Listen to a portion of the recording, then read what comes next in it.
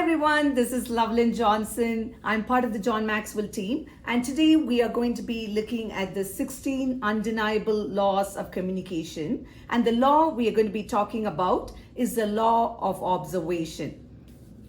We all get to have conversations with people on a regular basis. We wake up, we have conversations with our spouse, with our children, with our family members, with our uncles, aunts, grandparents, friends. And at work, we get to communicate with the leaders at workplace, with our peers, with our direct reports, and there's always communication that keeps happening. But the most effective communicators really stand out. If I ask you to think about the most effective communicator in your life, you can probably think of someone, whether it's personal or professional. You could think of a TEDx speaker who really communicated in a meaningful way. Or you could think of your best friend who would always narrate these stories in a wonderful way that she is taking you on a journey with her. So we all have this perfect communicators that we already know of.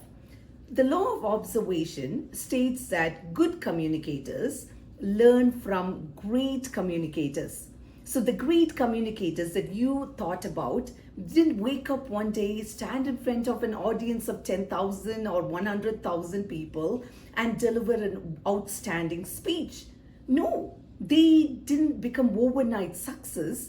They got better in their communication over time. They took time to develop that skill. And today we give them a big round of applause. We give them a standing ovation because they have put the time when we were doing other things. So today we are going to be focusing on how do we develop the skill of being an effective communicator, because that is going to help us become a great leader at work or at our home. We are going to be talking about 3 great communicators that we know of from history. We're going to be talking about Winston Churchill for his courage and for instilling courage in the hearts of the British public. Of Martin Luther King Jr. for his message and the way he used pauses and rhythms in his speech so that we could understand, and he took us on a journey to a higher purpose in terms of values, and he got his message across. We are also going to be talking about Ronald Reagan for his simple humor, for his way of breaking down complex things, and for connecting based on values with people. He's known as a great communicator. Let's start with Winston Churchill. There is no one in history of the 20th century who instilled courage the way Churchill instilled courage.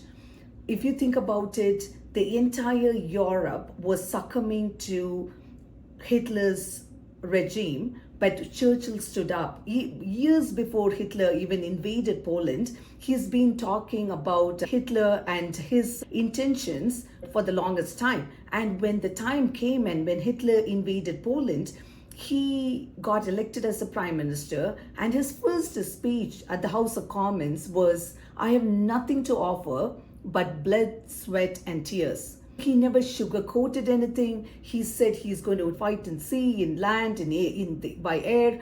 He's going to do everything in his power to not surrender and to never give in. And he expected the British people to be calm and just keep going on. And that's what he did. And sure enough, today when we look back at the way he instilled courage, the fact that tiny island, England, being an island, never surrendered, and because of that we have a different history.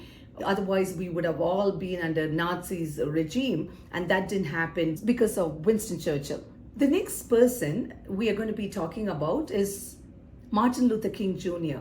When you think about his "I Have a Dream" speech, there's so much rhythm to it. He pauses, he takes us on this beautiful journey, and then he paints this perfect picture of what the future would look like, that the sons of former slaves and sons of former slave owners would sit together on the table of brotherhood, that his 4 little children will not be judged by the color of their skin, but by the content of their character.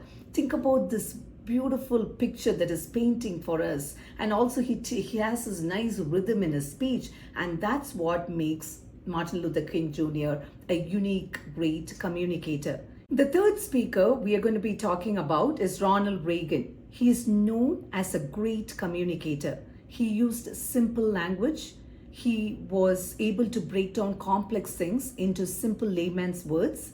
And he used humor whenever it was appropriate. And because of that, his message came across so well. One of Reagan's quotes is, "Recession is when your neighbor loses his job. Depression is when you lose yours." Think how simple it is, and the message is so loud and clear for a simple layman to understand. And that's what made Reagan very special. He never used jargons, just simple words. What to look for when observing great communicators? You can look at their verbal elements, their non-verbal elements, and you can look at the structure of their speech.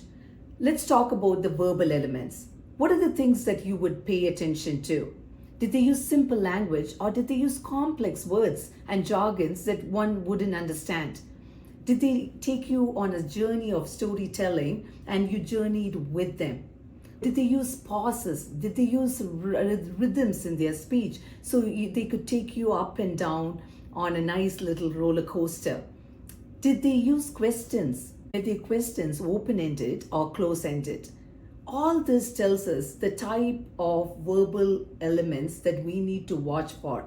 Did they use analogies or metaphors to make their point? The second component is their non-verbal elements.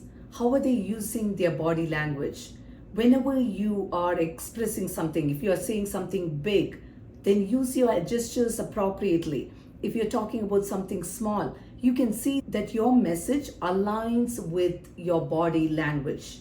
Another thing is your facial expressions. If you're narrating a sad story, what kind of emotions are you expressing on your face? Does your face say that you are expressing a sad story? And if you're expressing a happy, joyful story, do you have a smile on your face? All that is very important, and those are non-verbal elements that you should be watching for.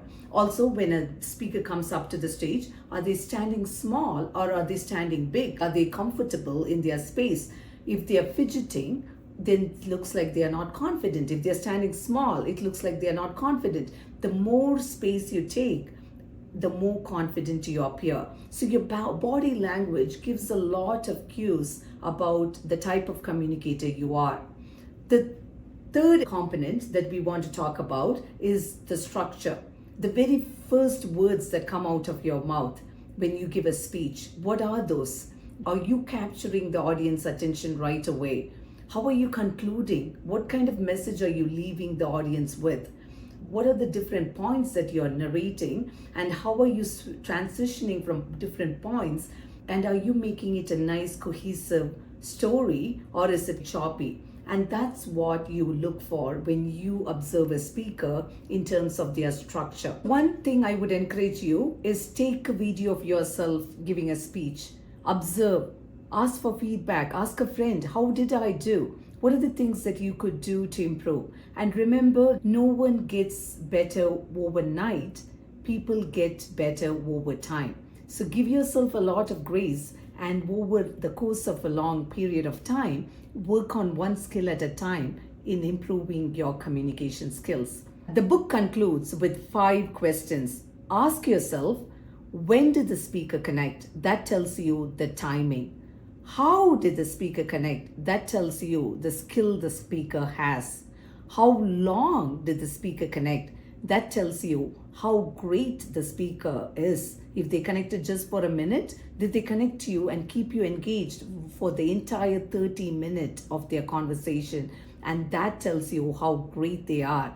Now, the question you can ask yourself is, how can I connect like that speaker? What potential do I have to incorporate those lessons? And that's for you. And the last question is, what are my connecting keys? And that tells you the type of technique that you could learn. To conclude, I want to encourage you to be lifelong learners in communication. Nothing gets better overnight, it gets better over time. And a good communicator learns from great communicators And you all can be this great communicator when you put the time and energy to observe and learn from the leaders. Be authentic. Don't just copy and paste. See what works for you. Evolve, try, adjust. And as you keep doing all that, you will get better over time and you will be beyond recognizable and you will be an effective communicator, and people will find you as a person with great clarity and great simplicity with your message. I wish you the very best. Thanks for joining me. Next week, we'll be looking at the law of conviction, and I hope to see you there. Thank you.